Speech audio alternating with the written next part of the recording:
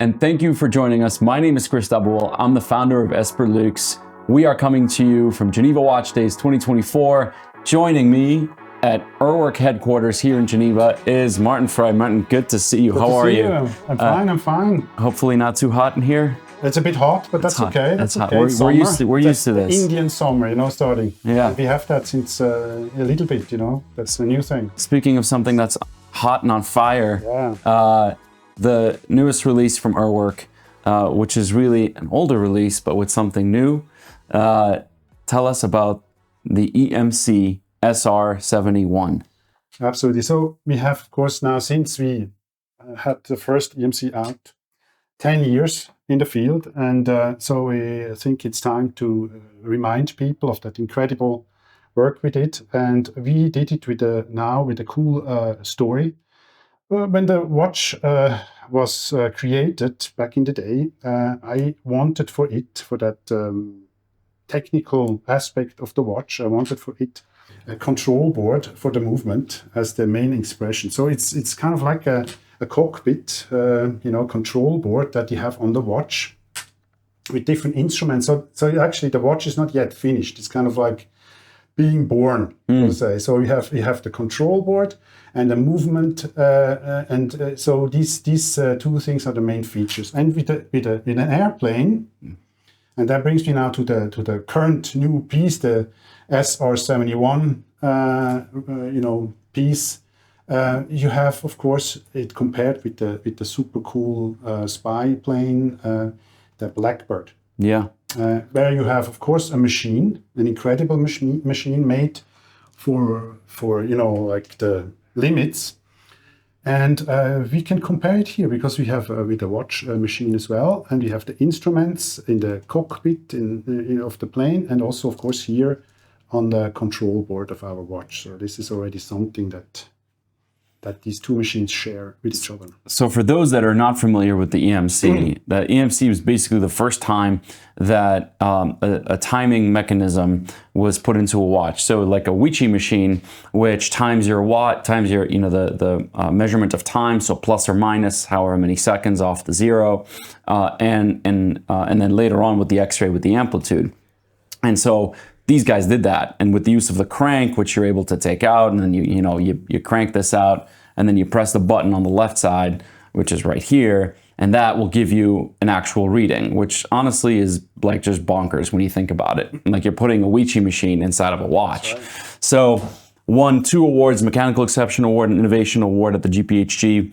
Never happened before. Back in 2 awards. That's right. For one watch. Back in 2014. That's right. And so at the 10-year anniversary, you guys brought it back, but with something special. And that's, for the first time, you guys are incorporating an airplane components, but a very special aeronautic element into it with the SR-71. And this here, I'm guessing, is the piece of titanium that's That's used. A piece of it.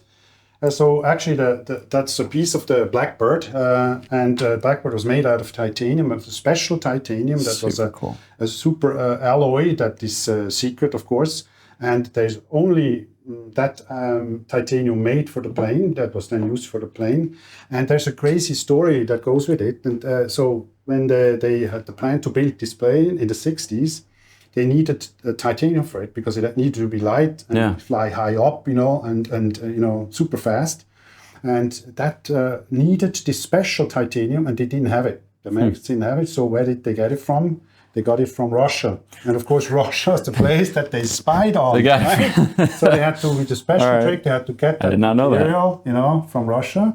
And somehow made somehow that they don't find out, and then make the planes with it. And one plane crashed here. Nobody died, but the plane crashed, and that's how we get that material, because it's these parts that Roman and Jason collected. And so we actually then melted this titanium. And so we have like this magic energy in that material that was originally from Russia, then part of a plane that flew over Russia, and then now part of the watch, right? So we have and we see that titanium incorporated into the crank, absolutely, and the bezel as well as the bezel, which is reminiscent of the cockpit in the N series. That's right. That's right. Super So it cool. can actually touch this metal, and it's a super rare. It's like titanium is a very good metal. Yeah. But it's common.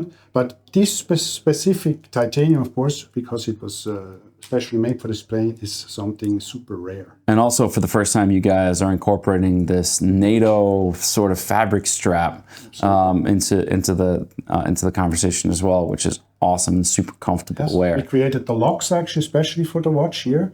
That's different from the first one. Okay. Here you see that. Oh yeah, that's right. The strap is actually built into the piece. Here we added these two locks. I see that into the screws. Yeah. So it's also because you have this parallel strap and super comfortable. So these are like the articulated lugs over here. Yeah. So you can adjust it perfectly to your size. It really sits well on your wrist. And we also redesigned the crank a bit, made it a bit like a truss, like this kind of structures that you also find in the airplanes. How it is constructed. And as you see here with the bezel, the instruments, the gauges, and so on. So limited to 10 pieces. Absolutely, like 10 years, 10 pieces. That's right. A bit to emphasize that. Priced at $168,000, and I believe, I don't know if they're all spoken for at this point. You guys released it a couple weeks ago, but fantastic release. And for those of you that want to see what the inner workings of the backside of the EMC look like, this right here is where you have the electromechanical EMC, electromechanical circuit board. So control, that's right. It's actually here an optical sensor that sends a light beam down to the balance wheel. That's right.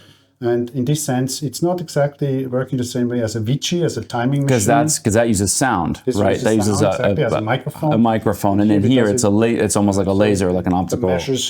There's like a gap in the balance wheel, and so flying back and forth, the time is measured, of course, when it flies back with that light beam, and so it's not touching. So the electronics are not really touching the mechanical world. They're just with a light, some studying it, And then of course, what people may not also know is that there's a screw on the back, and I'm going to show it to you on here.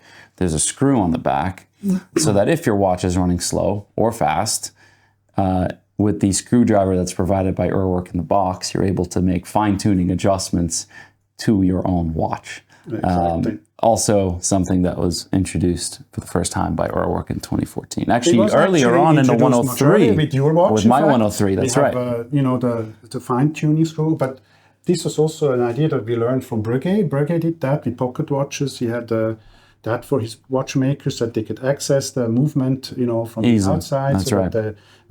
Because usually when you open a watch, then dust can come in, so you want to avoid this, and so they can do this adjustment from the outside. So we took that idea and we further developed it, and now with the EMC here, with this EMC1, with also an EMC2, where you have an amplitude measurement on it. The X-ray, exactly. Absolutely. That's the next. The X-ray with the open works as well, and the time hunter, Well, no shortage of originality, creativity, as always. Thank you so much, Martin. It's great to see you. We're going to go cool down in an ice bath right now. That's right.